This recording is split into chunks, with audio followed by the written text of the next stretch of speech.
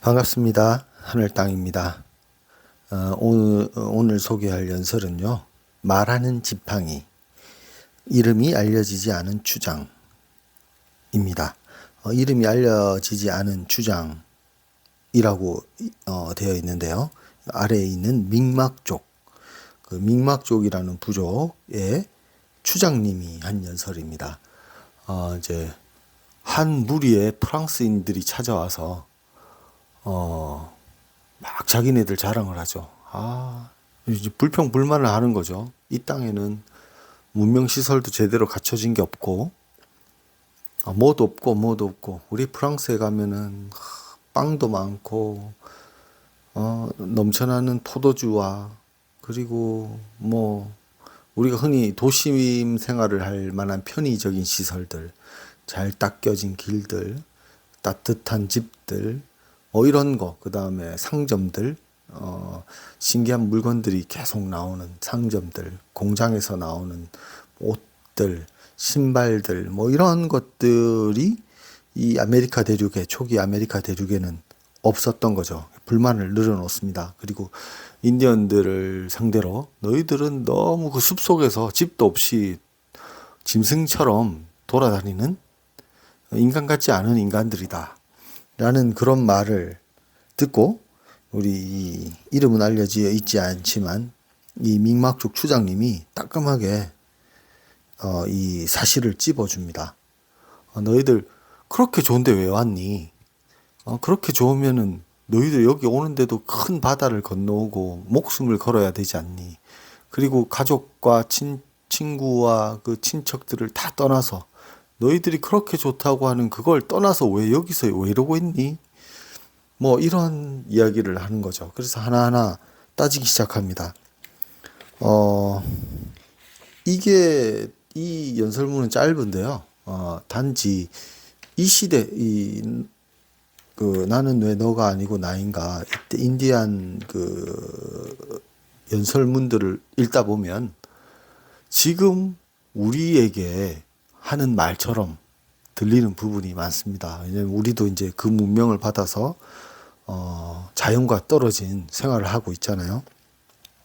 그래서 한 번쯤 다시 이 프랑스인들이 우리다라는 마음이 들게 만드는, 그리고 다른 연설문에서도 마찬가지로 그런 마음이 드는 연설문입니다. 제목에 말하는 지팡이라고 나와 있는데요. 사실 이 연설문과 직접적인 해당 사항은 없습니다. 그냥 이 차트, 이 파트에서 그 류시화, 그러니까 번역했던 이 책의 저자인 류시화 씨가 설명을 달아놓은 부분에 보면 이제 말하는 지팡이의 부분이 나옵니다. 그래서 아마 이 챕터 자체가 제목이 말하는 지팡이가 되지 않았나 싶습니다. 일단 말하는 지팡이라는 거는 뭐냐면 이 인디언들 사회에서 그 사람들이 모여서 이야기를 할 때 이 말하는 지팡이 나무를 이제 깎아놓은 지팡이가 하나 있는데 이 지팡이를 이제 돌아가면서 이제 들고 있으면서 회의를 하는 거죠.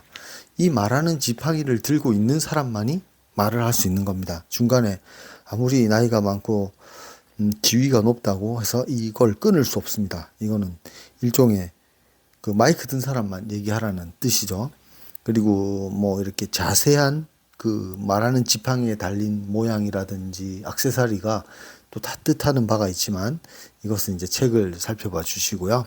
어쨌든 이 말하는 지팡이가 이게 제일 나이 어르신 추장님이나 아니면 올로가 처음에 안건을 제시하면서 말을 하고, 그다음에 이게 옆으로 한 사람씩 하면서 이 말하는 지팡이를 줍니다.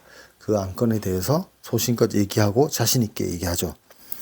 그러면 중간에 끼어들 수는 없습니다. 그리고 그 다음 차례가 오고 이게 다 차례가 돌아가고 난 다음에 이제 그 처음 시작했던 원로 또는 추장님께서 이제 결정을 하거나 또 의견을 이제 진행해 나가시게 됩니다. 회의를. 이 어떤 부족들은 지팡이가 있고 어떤 부족들은 말하는 독수리 깃털이라든지 평화의 담뱃대, 담뱃대를 돌려서 그 담뱃대를 들고 있는 사람만 하는 거죠. 그 다음에 조개 염주, 이런 것들을 써서 발언권, 그리고 그 사람의 의견을 다 귀담아 들어주는 그런 아주 민주적인 절차에 사용되었던 도구입니다. 미국의 헌법이, 그리고 그 미국의 헌법을 모태로 해서 여러 나라들이 많이 헌법을 만드는 데 도움을 얻었죠. 그 미국의 헌법이 인디언 사회에서 유래됐다라고 볼 수 있습니다.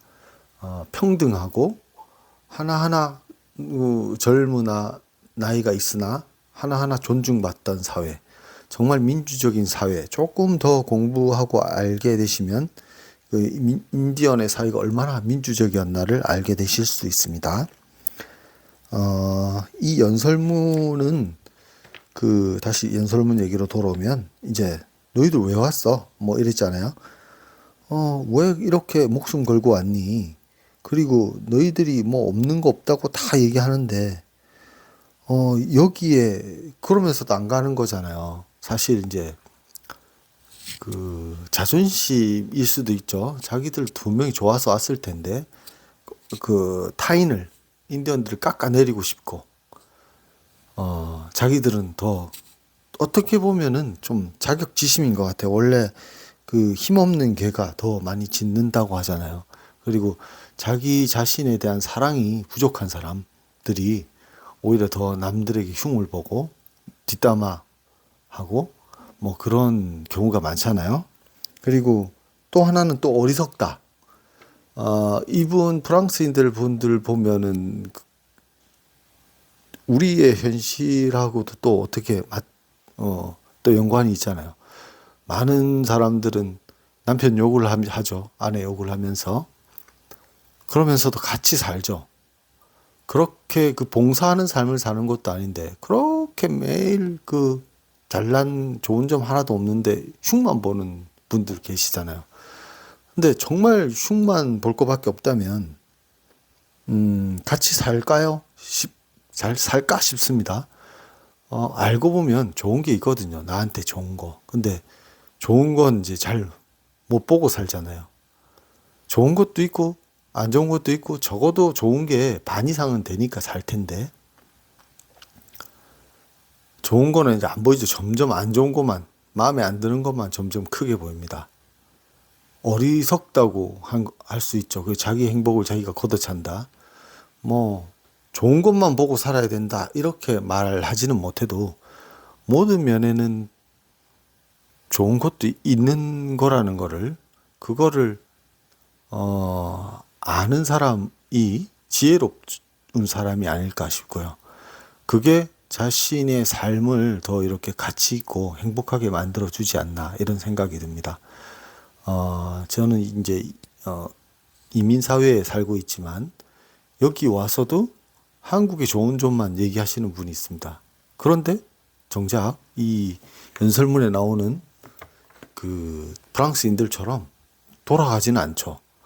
뭔가 여기도 좋은 게 있다는 거죠. 한국에서 먹던 맛있는 음식, 뭐 전화 한 통이면은 배달해주는 그런 문화는 없지만, 또 여긴 또 나름대로 좋은 게 있거든요.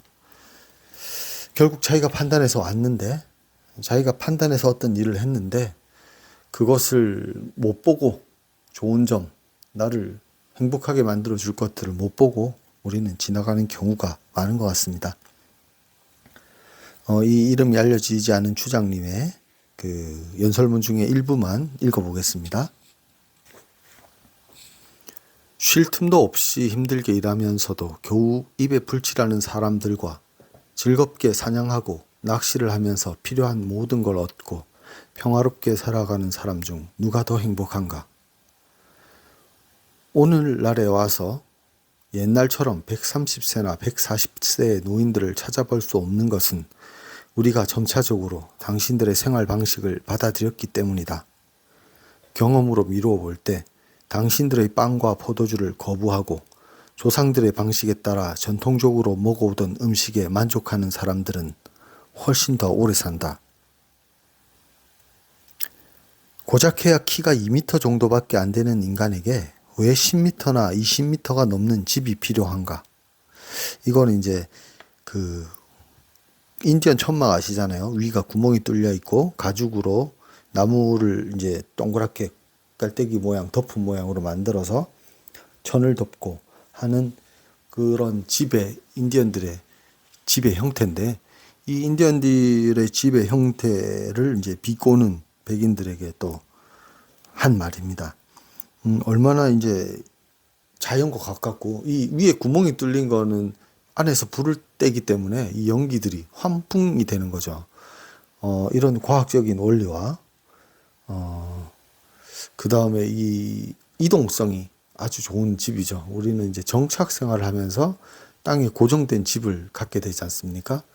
이동하는 사람들에게는 이거를 걷었다 폈다 하는데도 이게 편해야 되니까, 인디언들의 삶과 또는 문화에서는 접었다 폈다가 쉬운, 그리고 우리는 자연의 일부니까 자연인이잖아요, 말 그대로.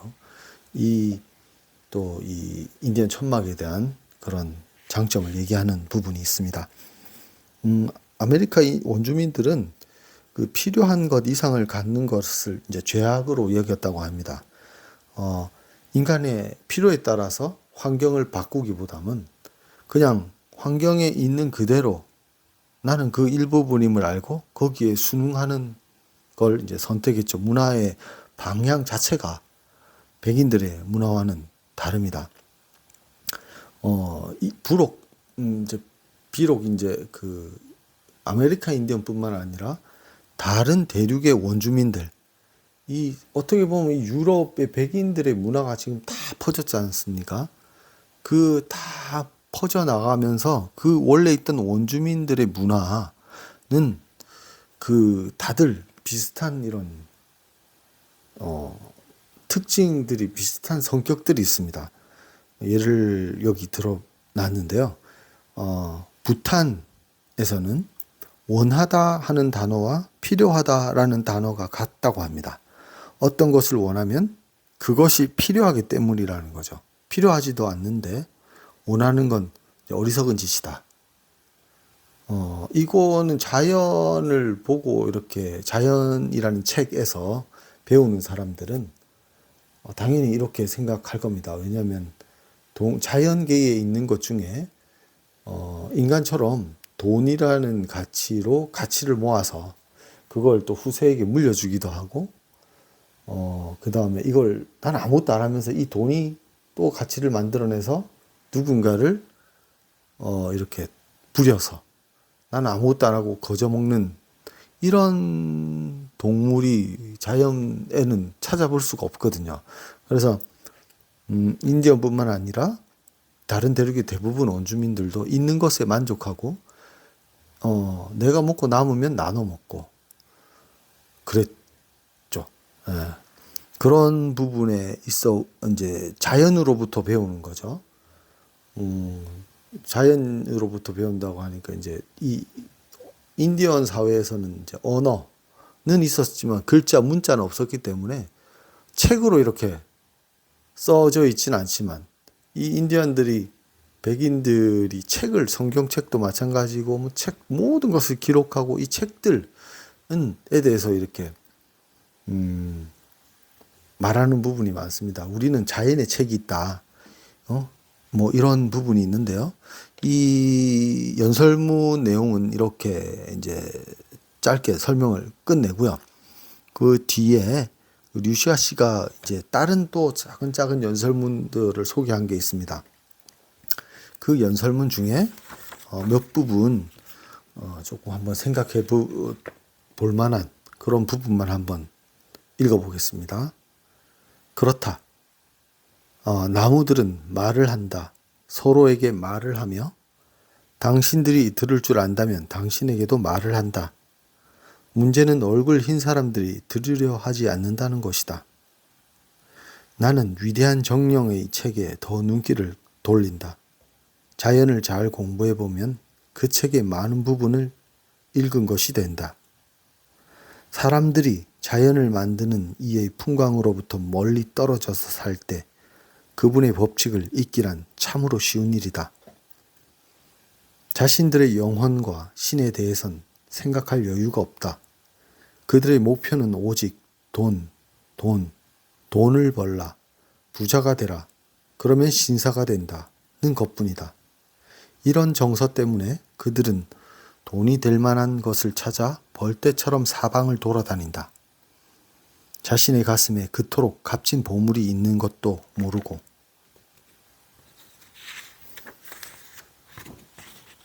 자연은 세월이 흘러도 여전히 자연 그대로이지만 궁전은 머지않아 무너지고 폐허가 된다. 그렇다. 수천 년이 흘러도 나야가라 폭포는 변함없이 나야가라 폭포일 것이다. 그 이마에 드리워진 무지개 화관은 태양이 떠오르고 강물이 흐르는 한 영원할 것이다. 그러나 아무리 정교하게 보호하고 보관한다 할지라도 인간의 예술 작품은 빛이 바래져 곧 먼지로 돌아가 버린다. 네. 자연을 가까이 하지 않는 사람들, 점점 자연을 잃어가는 사람들,